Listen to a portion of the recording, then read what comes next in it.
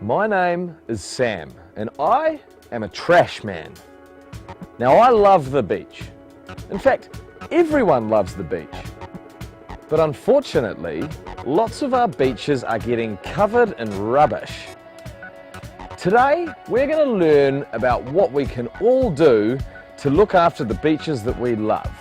Because if we love something, we look after it. Let's start by having a look at where all of this rubbish comes from. This is a drain. We see drains everywhere, but we don't always stop to take a look inside. Every time it rains, rubbish that people drop on the street goes into the drains. We wanted to look at what was in this drain, so we pulled it out to take a closer look. In just that one drain, we found over 130 pieces of rubbish. Almost all of this stuff is made of plastic. Think about how many times this stuff was used before someone made the decision to throw it on the ground. Now, most of these things, like the food wrappers, the lollipop sticks and the straws, were only used once. Now we're going to meet some friends of ours who have an important story to tell.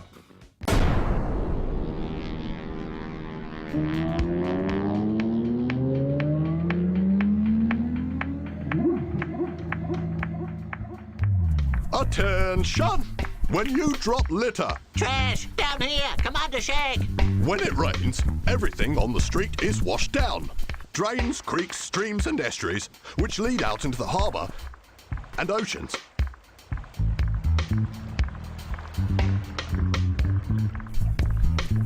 Sunlight over time photodegrades plastic, which disintegrates it into smaller and smaller pieces. When storms strike, fragments can escape to sea, where they pose a major threat to marine life because it looks like food. We need your help. The planet is a mess. Engage the community, raise their awareness, and clean up. Roger that, Mayor Orca. Yeah, let's clean up this mess. Respect. Put your litter in a bin.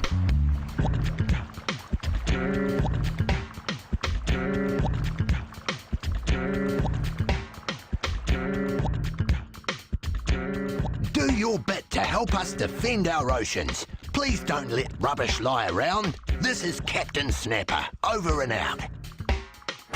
Arr, a worthy salvage.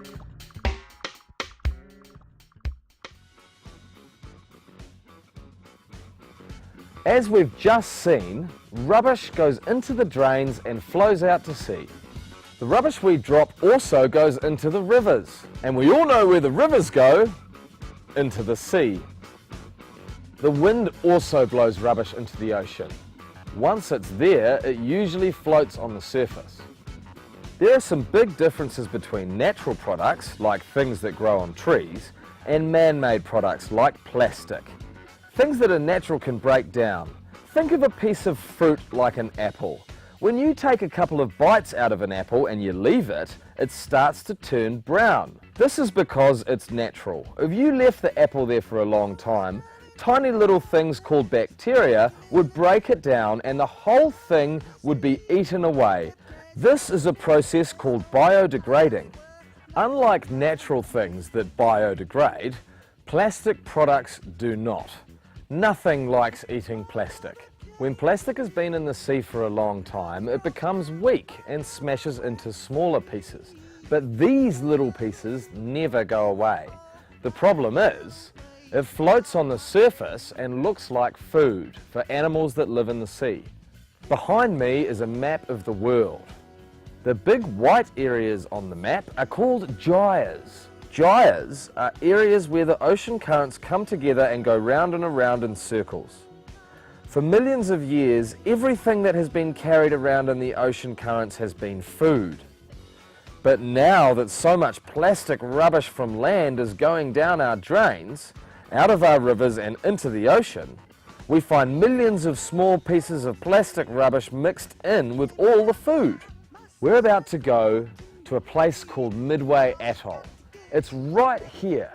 on the edge of one of these gyres in the North Pacific Ocean. Nobody lives on Midway Atoll, but millions of birds called albatross do. And this is what some of them look like. This is a baby albatross that never got to fly. Every day its mum and dad go out looking for food. But these days, instead of finding food, they're catching rubbish and feeding it to the babies.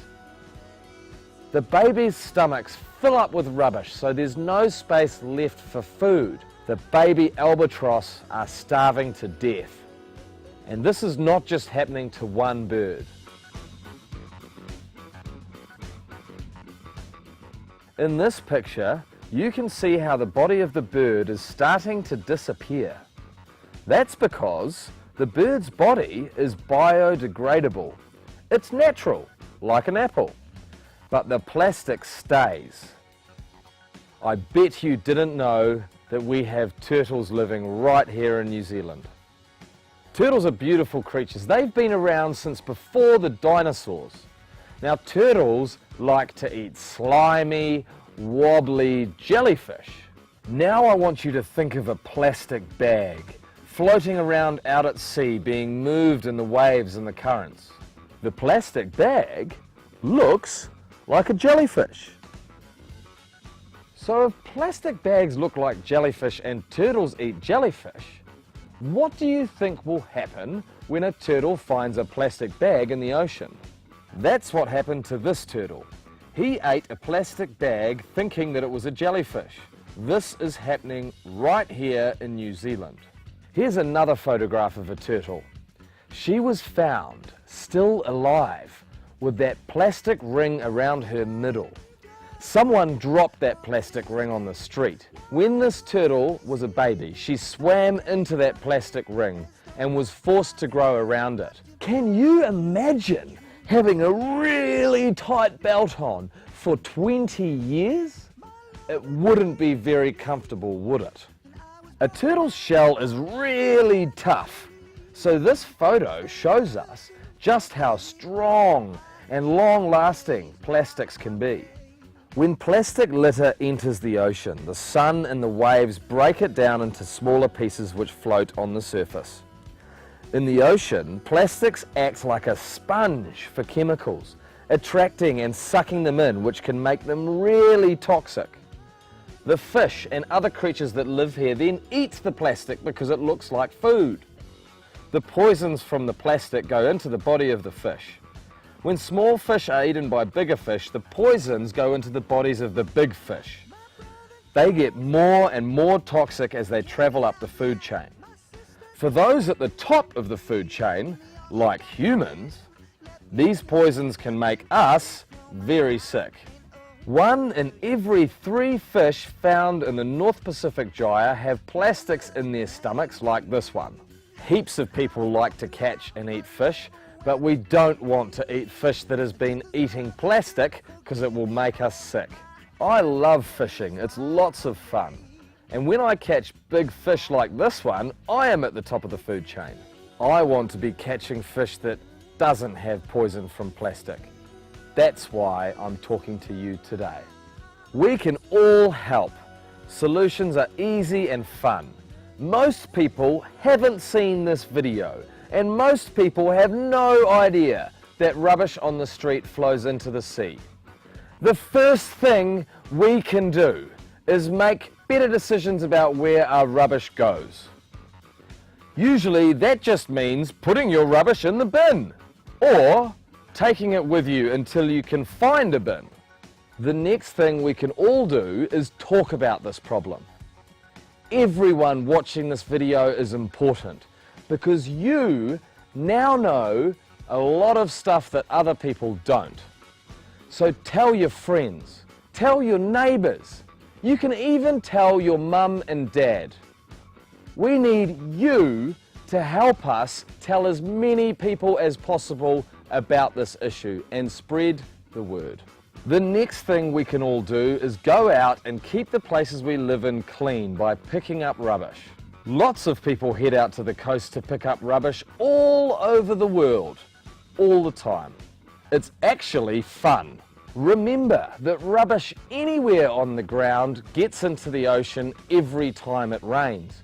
So cleaning up your local park or your school grounds will help too. You can even make cool things from the rubbish that you pick up.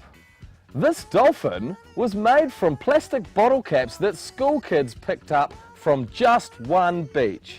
Remember that plastic lasts forever, and most of it only gets used once.